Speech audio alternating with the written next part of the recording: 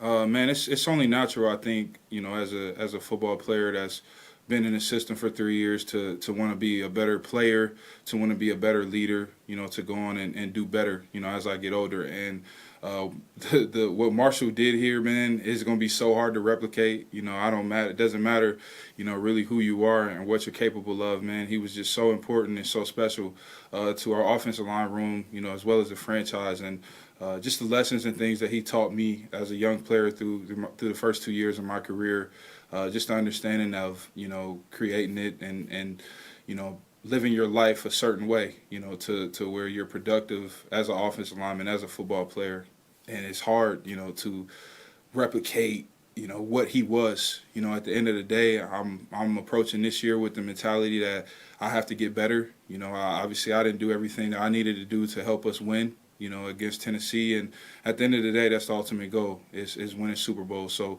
whatever that is, whatever the coaches want from me, whatever the team wants from me, from myself, I want to be a better player and I want to be a better leader.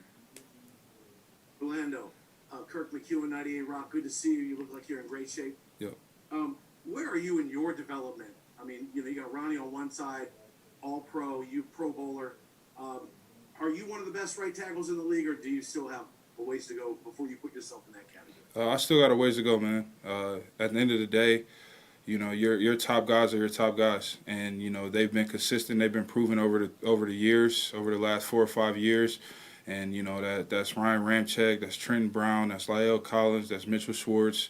It's a long list of guys. Lane Johnson, man, it just keeps going. But there are guys that's been in this league, longer than me and have been just as productive and more consistent over the years. And I'm not there yet. At some point, I'll get there. That's where I'm working to get is, chasing the guys at the top. And, at some point when you get there, elevating your game even more.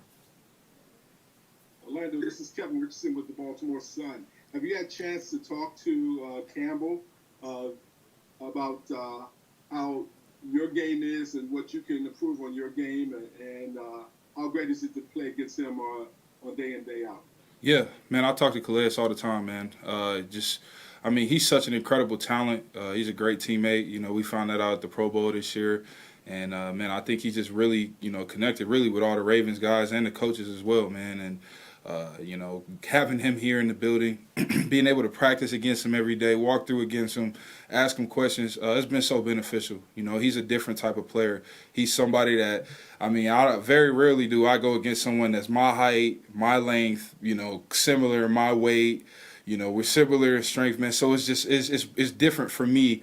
And, it allows you to, I guess, develop in a certain way of understanding, how to play the position in a different way. And, man, I think at the end of the day, because of how good he is, because of his size, it's only going to force me to be better against other talent.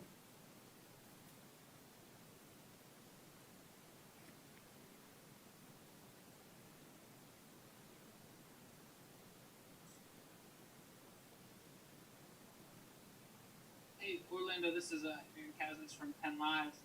When we were talking to Marlon, he was talking about how the Super Bowl was really his only goal after having personal goals in the past. That's a pretty obvious thing to talk about a Super Bowl as a goal, but considering the way your season ended last year as a team, how is this kind of vibe different maybe than past years when you think about long-term goals? Yeah, at the end of the day, as a team, it starts by winning, our division in the AFC North, winning our conference, and then obviously doing what we have to do to get to the Super Bowl and winning that.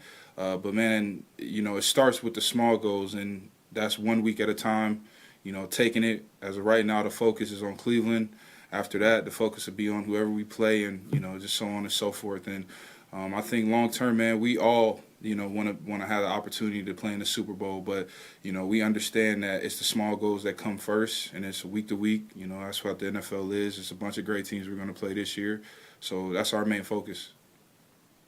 Hey, Junior, it's Mark Viviano, WJZ. What's up, Good Viv? to see you. Yep. Hey, this is obviously a historic year. You're preparing for a football season in which one of the factors is avoiding a virus and spreading a virus. How big is that weighing on you guys, league-wide, I guess you could say, as you try to get through a season coming up? Yeah, man, I think I trust the guys in this building. And, they trust us. Our coaches are trusting us. The front office is trusting us to make sure that we continue to maintain our, negative test results as a team. And it's scary in a way because, we don't understand the effects of this virus long term, from an individual standpoint. If I get it, is this something that's going to affect me, for the next 10 years, where, somebody else's catches it may only be for 5 or 6 months. And, that's really just where the uncertainty, for me kind of comes from. Ultimately, man, I'm locked in for the season. I'm ready to play some ball.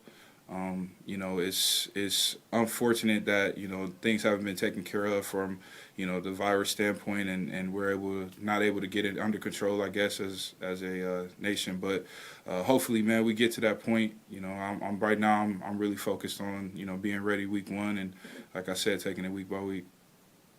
Hey, Orlando, Sean Stepner, WMAR, ABC, Baltimore. Good to see you.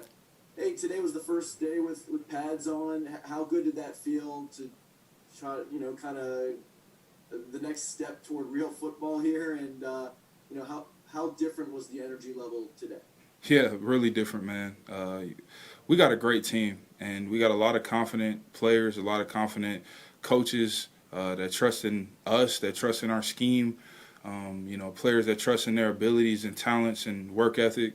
Man, it was just exciting to finally get out there and be able to play some real ball with the pads on, be able to physically, grab and move guys and hold them and all of that different stuff, man.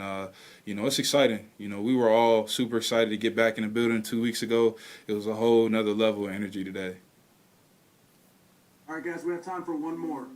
Hey, this is Jameson from ESPN. Thank you for doing this.